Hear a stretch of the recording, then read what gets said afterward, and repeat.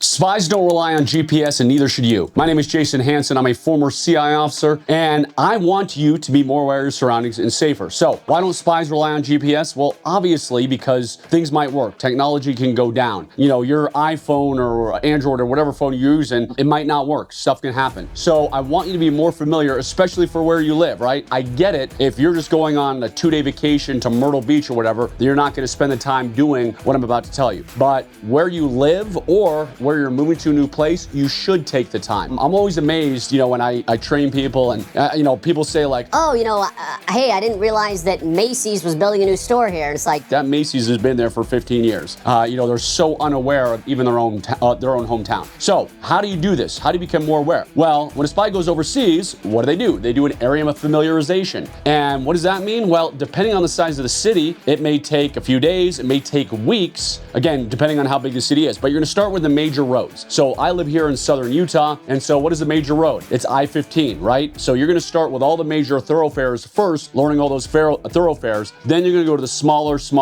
roads. You're also gonna break things up in grids, right? So you want to map out, you can call it grids, quadrants, sections, you know, again, whatever term you want to use doesn't matter. But hey, here's my map, here's the area I'm gonna be. I'm gonna learn this section first, then I'm gonna learn this section, then I'm gonna learn this section, then I'm gonna learn this section. Because you wanna know everything. If it's your own home, what if there's a crisis you need to evacuate? If you only know one way to get out of Dodge, which far too many people do these days, you're gonna be in deep trouble. Here where I live in southern Utah, I know, okay, I can go this way to I-15, or I can go up in the mountains here, or there's this mountain pass here, or there's a million and one ways that I can get out of Dodge if I need to, because I've taken the time to do the area familiarization. And the easiest thing to do is just drive around. We've all got Sunday afternoons. After church one Sunday, you should be going to church. After church one Sunday, go for a Sunday drive and be like, you know, we haven't learned this part. We haven't learned this part. Buy a paper, old-fashioned map and lay it out and say, okay, this is my area. We're gonna learn this section this Sunday. We're gonna learn this section this Sunday. We're gonna learn this section this Sunday. I realize 95% of people aren't gonna do what I'm saying, but the 5% that do are gonna be much more prepared. Plus, you're gonna learn things. You're gonna learn your area. You're gonna be like, wow, I had no idea that housing development was going up. Or hey, I had no idea they tore those houses down and all that kind of stuff. So take some time to do some area familiarization, whether it's your own home or you're moving to a new place. Do not rely on your GPS all the time. We know, you and I both know, far too many people these days can't go 2 miles. Like I was talking to somebody the other day who said, I can't remember who it was, like some kid they knew, I don't know if it was their grandson or whoever it was, that they couldn't even get to work without using their GPS. Goodness gracious, but that is the world we live in. So to make sure you're always safe, to make sure you're not one of these mindless zombies walking around these days, do what I just said. And if there's anything else I can help you with, anything you need, I'm former CI officer Jason Hanson. Go to spyranch.com,